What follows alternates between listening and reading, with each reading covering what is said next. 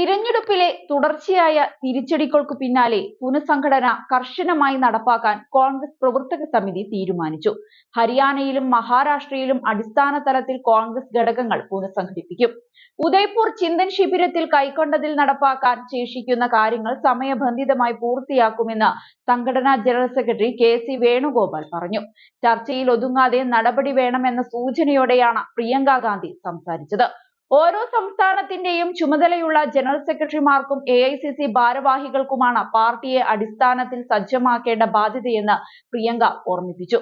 സംഘടനാ കാര്യത്തേക്കാൾ ജനകീയ പ്രശ്നങ്ങൾക്കൊപ്പം നിൽക്കുകയാണ് തിരഞ്ഞെടുപ്പ് ജയത്തിന്റെ അടിസ്ഥാനം എന്ന പരാമർശമാണ് രാഹുലിൽ നിന്നും ഉണ്ടായത്. ഇന്ദിരാഗാന്ധിയുടെ കാലത്തെക്കുറിച്ചുള്ള പരാമർശവും ഉണ്ടായി. അന്നവർ ജനങ്ങൾക്കൊപ്പവും സംഘടന വേറൊരു പക്ഷത്തുമായിരുന്നു. ആളുകൾക്ക് ബോധ്യമാകുന്ന രീതിയിൽ തിരഞ്ഞെടുപ്പ് സന്ദേശം കൈമാറണമെന്നും ലോക്സഭാ തിരഞ്ഞെടുപ്പിൽ അത് വിജയം കണ്ടെന്നും രാഹുൽ ഗാന്ധി ഓർമ്മിപ്പിച്ചു. മഹാത്മാഗാന്ധി കോൺഗ്രസ് അധ്യക്ഷനായി തിരഞ്ഞെടുക്കപ്പെട്ടതിന്റെ ശതാബ്ദി വിപുലമായി ആഘോഷിക്കാൻ കർണാടകയിലെ ബെൽഗാമിൽ ഡിസംബർ 26-ന് പ്രത്യേക പ്രവർത്തക സമിതി യോഗവും റാലിയും സംഘടിപ്പിക്കും.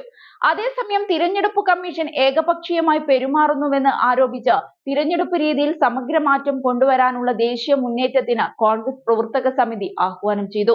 മഹാരാഷ്ട്ര തിരഞ്ഞെടുപ്പ് വൈകിപ്പിച്ച് BJPക്ക് അവസരം നൽകുകയാണ് കമ്മീഷൻ ചെയ്തതെന്ന് രമേശ് ചെന്നിത്തല ചൂണ്ടിക്കാട്ടി.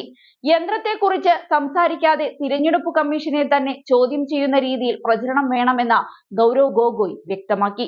അദാനി, മണിപ്പൂർ, ചമ്പൽ വിഷയങ്ങൾ ഉയർത്തി പാർലമെന്റിൽ കോൺഗ്രസ് നടത്തുന്ന പ്രതിഷേധം അവഗണിക്കുന്ന രീതി, ആരാധനാലയ നിയമത്തിന്റെ ദുരുപയോഗം തുടങ്ങിയ വിഷയങ്ങളിൽ യോഗം പ്രമേയം പാസാക്കി.